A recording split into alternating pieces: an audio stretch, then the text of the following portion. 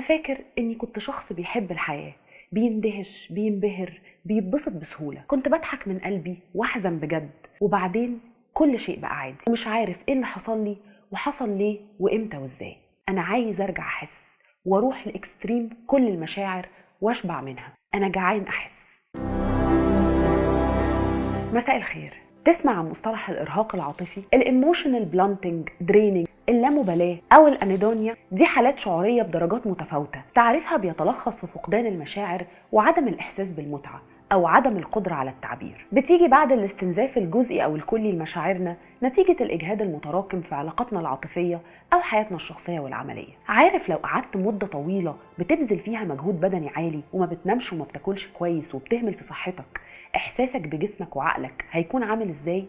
احساس بالتنميل ده بالظبط اللي بنعمله بتكرار انماط العلاقات السامه والسماح للاخرين باستباحتنا، لما ما بناخدش قرارات نحط فيها نفسنا في الحتت اللي نستاهلها، لما مش بنشوف نفسنا صح وبنيجي على نفسنا زياده ونتنازل مره واتنين ومية، لما مش بندي مشاعرنا حقها في الخروج والتنفيس بعد الصدمات والمواقف الضاغطه، لما مش بنطبطب علينا وما بنبطلش جلد ولوم لذاتنا. طب هل في أسباب خارجة عن إرادتنا؟ لو شغال في بيئة سامة ووظيفة فيها ضغط شديد وعدد ساعات عمل غير آدمية بتستهلك أعصابك وطاقتك وتفكيرك، وطبعا لو مش بتحب شغلك أصلا، الدراسة المكثفة من غير راحة، ولادة الطفل وتربية الأطفال بشكل عام من غير وجود منفذ وقت مستقطع، الضغوط المادية المستمرة، أو لو بتقدم دعم لشخص قريب منك بيمر بأزمة نفسية أو صحية، إجراءات الطلاق لو طولت مع مشاكل وصراعات، موت حد قريب، أو لو عايش مع مرض مزمن، وحاجات كتير تانية ممكن تخلي مشاعرنا تقيلة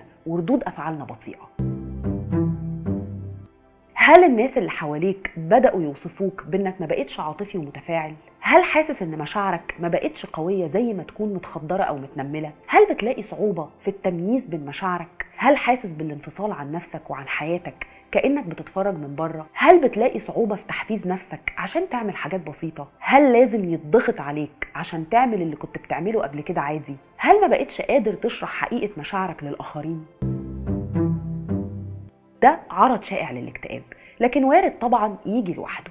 وفي نوعين: سوشيال اندونيا، وده لما تبقى مش عايز تقضي وقت مع الآخرين، وفيزيكال اندونيا، وده لما تفقد متعتك بالأحاسيس الجسدية، لما الحضن يحسسك بالفراغ مش بالدفء، لما ما تعرفش تستمتع بأكلتك المفضلة، لما حتى الجنس يفقد جاذبيته بالنسبة لك. الأندونيا بتخلق صراعات في كل أنواع العلاقات، لما المتعة هتختفي المشاكل هتاخد مكان أكبر ومش هيبقى فيه دافع للمحاولة أصلا، والموضوع ممكن يوصل للقلق الاجتماعي والرهبة من الأنشطة المختلفة لأنك مش عارف أنت هتحس بإيه بعدها. العلاقات عموما محتاجة ذكاء اجتماعي وطاقة وردود إيجابية وود. ما بقتش قادر تقول لأنك مش حاسس، ما بقتش قادر تعمل لأنها مش فارقة. العلماء بيعتقدوا ان انعدام التلذذ مش دايما يا ابيض يا اسود، يعني ممكن تفقد الشعور كليا او جزئيا، ممكن تبقى حاسس انك ما بقتش عايز اللي كنت عايزه او اللي كنت واثق انه بيسعدك لاسباب مش هتفهمها ولا هتقدر تشرحها لغيرك. وارد يرتبط بتغيرات في نشاط الدماغ او مشكله في الطريقه اللي بينتج بيها دماغك او يستجيب للدوبامين، اللي هي الماده الكيميائيه للحاله المزاجيه المسؤوله عن الشعور بالرضا. الابحاث بتشير لان الخلايا العصبيه في منطقه من الدماغ اسمها قشره الفص الجبهي بتكون زياده عند الاشخاص المصابين بانعدام التلذذ، وده بيتعارض بطريقه ما مع المسارات اللي بتتحكم في كيفيه سعينا ورا المكافآت وتجربتها، بمعنى اننا بنفرط في نشاطات معينه لاننا لما بنجربها لاول مره بنحس بسعاده ورضا زياده، اللي هي غياب الشعور او العاطفه، ودي بتأثر على دوافعك وبتخليك تحس بالانفصال عن العالم، بتقلل اهتمامك بالمهام اليومية والهوايات، وبتخليك تكافح لإظهار الاهتمام والحماس في علاقاتك العاطفية، بتصيبك بعدم الرغبة في تقضية الوقت مع الآخرين، وبتعمل لك تغيرات في المزاج، مفيش طاقة للاهتمام بأي شيء، عامل زي الروبوت بالظبط، أهدافك ما بقتش شبهك، روحك مطفية والدنيا ما بقتش بالألوان، مش متعاطف مع حد، مش زعلان على زعل حد، ولا فرحان لأي حاجة بتفرح. دي الحالة اللي ما بتحسش فيها بأي حافز أو دافع عشان تعمل أي شيء في الحياة، حتى سلوكياتك وأنشطتك المعتادة. لما تبطل تحس إنك عايز تتعامل مع بشر، ولما تفقد الرغبة في التفاعل حتى مع المقربين، وإنك تبين لهم اهتمام أو تظهر لهم مشاعرك. لما تختفي من عندك العاطفة وتحس بالتبلد تجاه أي شيء بيحصل في حياتك، وما تبقاش مهتم بحد أو بحاجة بتقولها أو بتعملها ممكن تضايق حد. لما تجيلك لا مبالاة كرد فعل لظروف مؤلمة أو مرهقة وصادمة أو ضاغطة. الجمعية الأمريكية لعلم النفس بتوصف متلازمة اللامبالاة بأنها نمط من التبلد العاطفي اللي بيتطور عند أي شخص نجا من كارثة أو بعد الصدمات العاطفية المتكررة. فبيبقى الانفصال العاطفي طريقة بيحمي بيها عقلك نفسه وبيحميك من أي ألم محتمل. والإرهاق العاطفي أحد أهم أسباب اللامبالاة.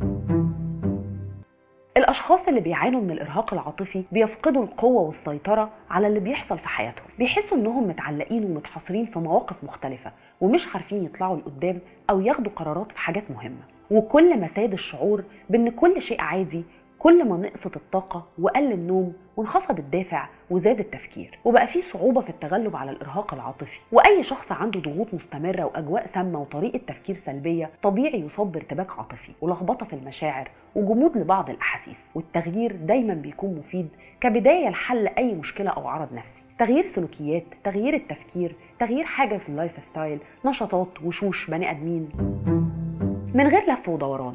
احنا دايما بيكون عندنا سبب كبير، بطل حليوة عامل لنا بتاع 50-60% من حالة الارتباك العاطفي اللي استمرارها بيستنزفنا وبيؤدي في النهاية للإرهاق العاطفي. لازم نتخلص من السبب.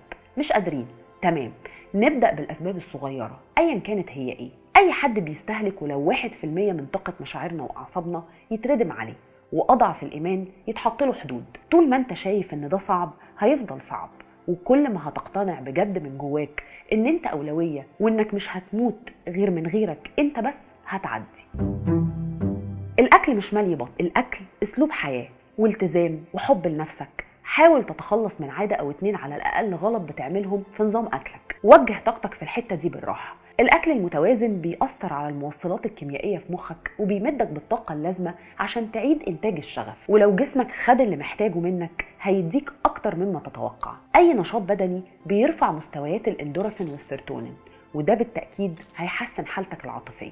المشي والتمرين بانتظام بيساعدك تبعد عقلك عن المشاكل. والنوم بقى عموما مهم جدا للصحة العقلية، وهيبقى فعال اكتر لو حصل في نفس الميعاد كل يوم ولمدة 8 ساعات كاملين. وقلل كافيين وزود روتين.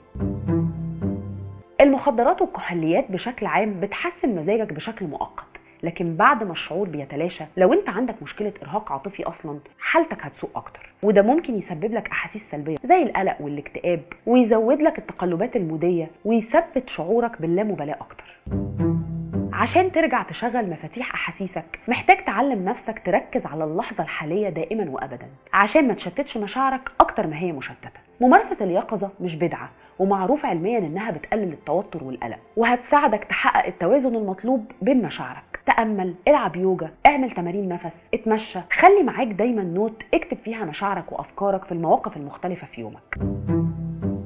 وانت حاسس ان ما بقاش في حاجة مهمة في الحياة، مش هيضرك ابدا التفكير في اذا كانت اهتماماتك وشغفك اتغير ولا لا. بيتغير الناس بمرور الوقت، وممكن اللامبالاة تغير الهوايات اللي كنت بتستمتع بيها وبتحفزك. فكر في اضافة الالوان والحيوية لايامك من خلال تجربة اكل جديد، مشي لمسافات طويلة، او السواقة في مكان ما زرتوش قبل كده. قضي وقت في الطبيعة او جرب نوع جديد من النشاط البدني زي العجل او التجديف. الارهاق العاطفي بيستنزف طاقتك، ومش دايما هيبقى سهل تغير حياتك المهنية أو تقلل عدد ساعات العمل، بس ضروري تخصص وقت لنفسك في روتينك، لأن ده فعلا ممكن يعمل فرق. قضي وقت مع أصدقائك وعيلتك بشكل منتظم. ادي وقت لنفسك لوحدك، اتفرج على فيلم، اقرأ رواية، شوية شمس وهواء نقي على الأقل مرة في الشهر. احيانا من غير ما نبقى واعيين كل شيء سلبي بنسمع عنه مهما كان بعيد بيأثر علينا جدا، خصوصا واحنا مش في ايدينا اي شيء لتغيير المستقبل اللي يبدو كئيب. ركز على دوائرك القريبة وخد خطوة لورا مع الوقت اللي بتقضيه على السوشيال ميديا ونوعية الاخبار اللي بتقرر تعرفها. ممكن ما تكونش عارف سبب فقد مشاعرك او احساسك الدائم بانك واقف في النص بين كل الحاجات، واقف على الطرف مش عارف تندمج وتتدخل وتحس بكل حاجة من قلبك. ولو معرفتش تعمل ده لوحدك، في أدوية ممكن تساعدك، والعلاج بالكلام والثيرابي سيشنز هتوفر لك مساحة آمنة للكلام عن اللي بتمر بيه واستكشاف استراتيجيات للتغلب عليه. كمان ممكن تجرب العلاج بالموسيقى والفن، لأنها بتساعد الناس على التواصل مع مشاعرهم الإيجابية. أنا آية شعيب، ليلتكم فيها نجوم وضحك كتير.